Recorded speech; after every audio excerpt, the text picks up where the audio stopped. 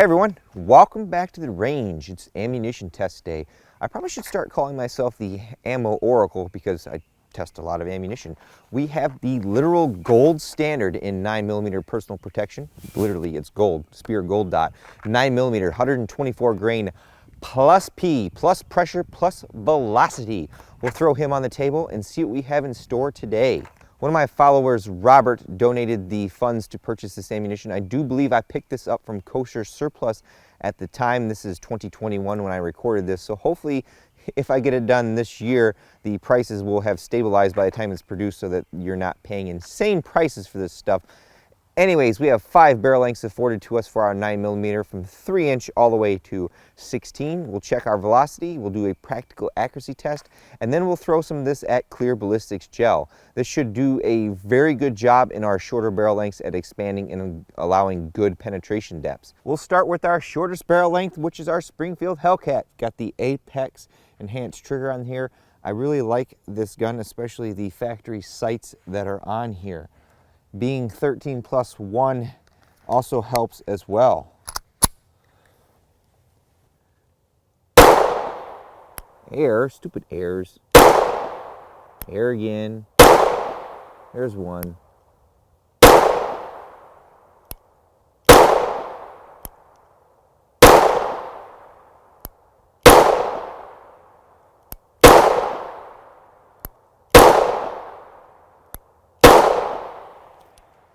There's 8.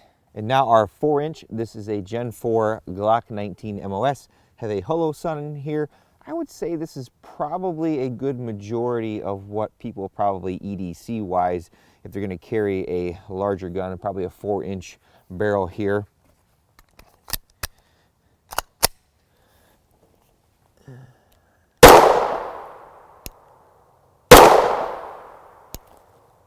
Probably get, oh, that was horrible.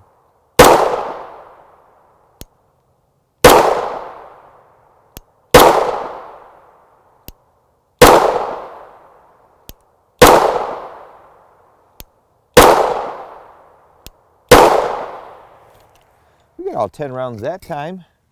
We are supersonic as well. Very nice, almost 1,200 feet per second. I'll take that. Now our 4.5" barrel, we have a 4.95 that we use occasionally, but this is our R.A.N.G.E Delta Gen 2, the long slide configuration, cut for an optic that I don't have on there because the screws weren't long enough from the hollow sun that I got. Really liking this pistol so far. We just got it in for review. Don't have a lot of ammo through it yet, maybe about 100 rounds. Haven't had any failures yet.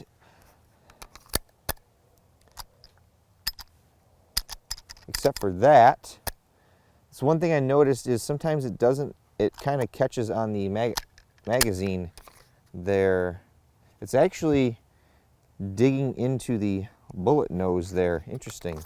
The magazine's only loaded at 10 rounds. There we go. Maybe need to run that some more and smooth out that part of the slide, the undercut of the slide there.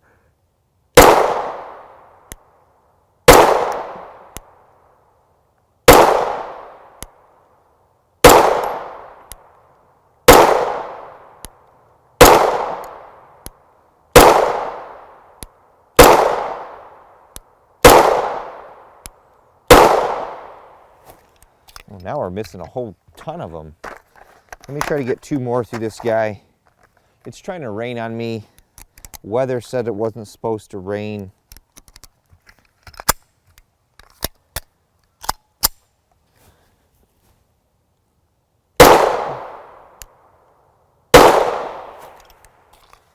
And now our 7.72" barrel. This is our CZ Scorpion Evo 3 S1 covered in water now from it raining. I don't understand this weather. I see sun to the west of me, but I'm apparently under a rain cloud. Got a whole bunch of HBI goodies on this gun.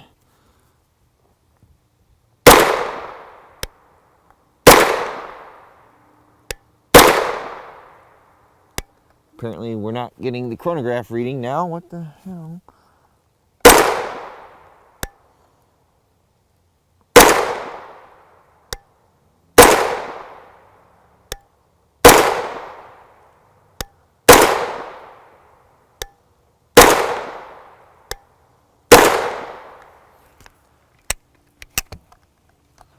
just because I want 10 now because it's making me mad. I don't care if it's 10 or 11.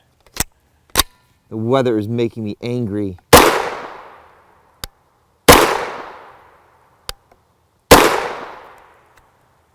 Okay, before it continues to rain too bad, hopefully it's going to let up. I can see the clouds dissipating. I'm going to try to get this last string in on our 16-inch. This is a friend of mine's gun. Very nice AR-9 setup. Got a Vortex Spark up top, Radion ambi charging handle, BCM, pistol grip, and stock. This particular AR-9 takes Glock mags. Let's see if we get chronograph readings with it raining. Yep.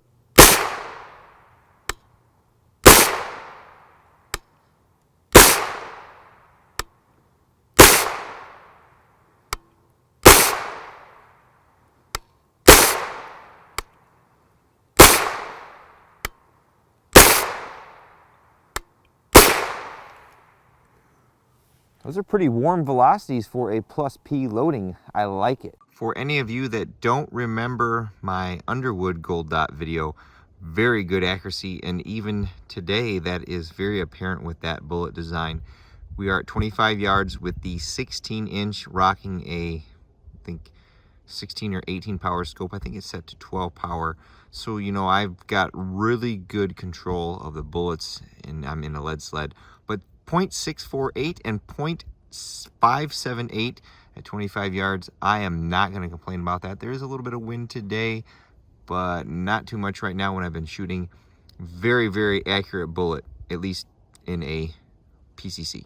A premium self-defense load review is not complete without a ballistics gel test. We have a 6x6x16, 10% clear ballistics gel block right down there at about 12 feet with our chronograph.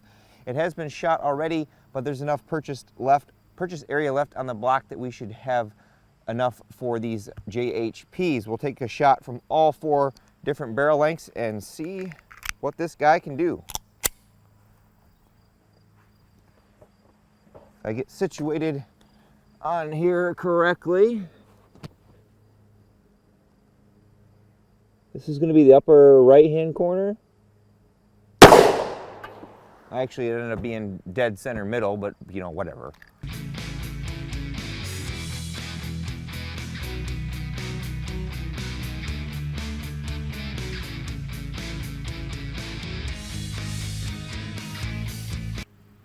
And now our 4-inch Glock 19. This should be on the left side, hopefully, but where I want the dumb thing. Close enough to where I wanted it.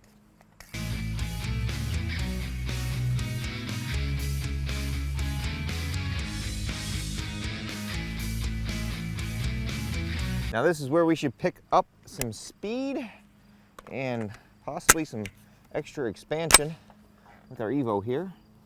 Don't really need the bag there.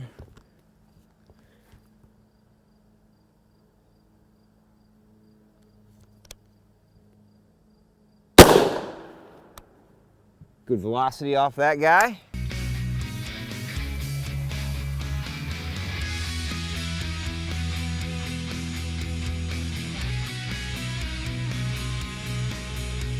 And finally, Mr. 16-inch.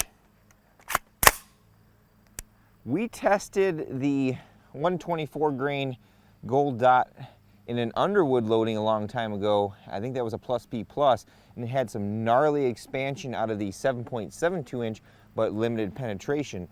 I wonder if that's what we'll see with this 16-inch.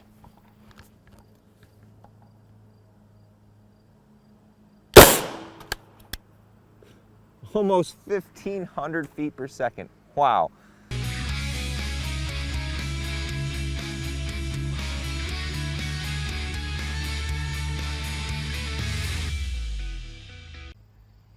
You'll have to forgive the mess in the block.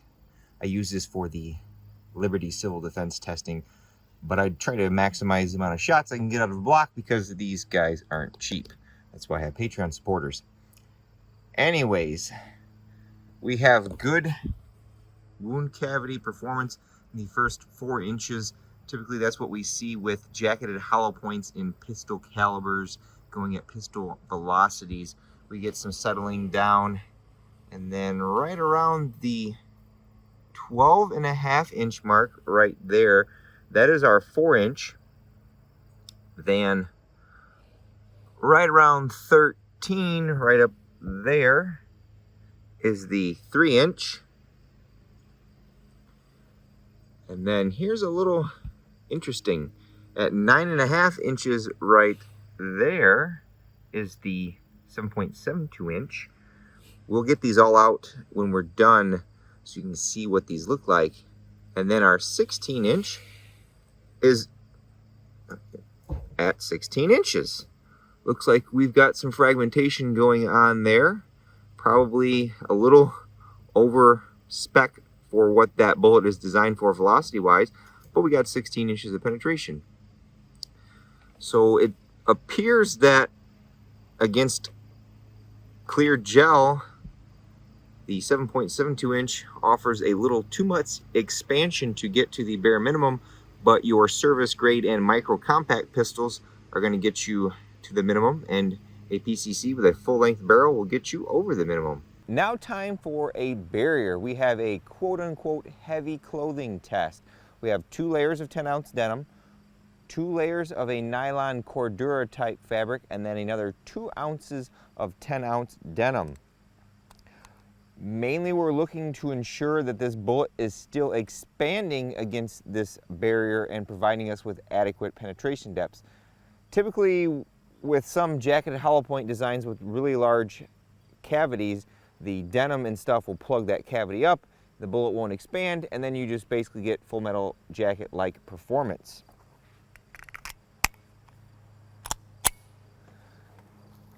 Based on the original gel shot or clear gel shots, we should get expansion out of this even with this clothing, but that's why we're here.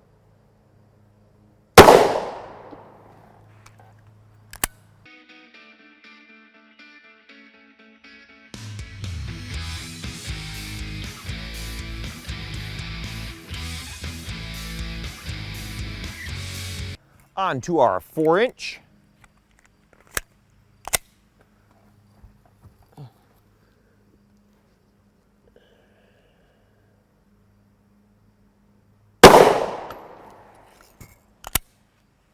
Good placement there.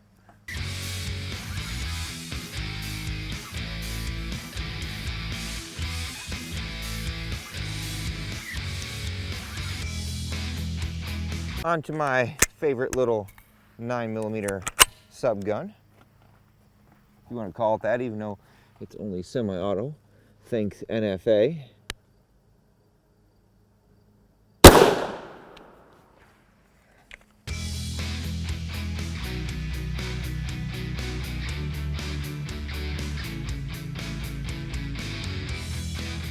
And finally, our king of speed, Mr. 16-inch.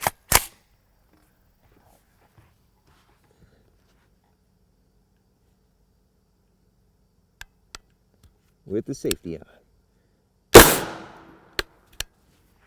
All right, let's go see what we did.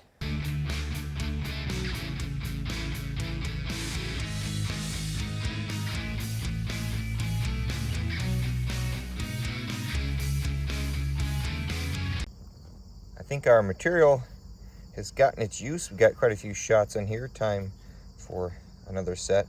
Like I said, there's the denim in this nylon cargo pants style material, more denim. So it's going to be really hard to see what's going on in this block. We already have a representation of potential wound cavity, so I'm mainly concerned with seeing penetration depths on this versus the wound cavity.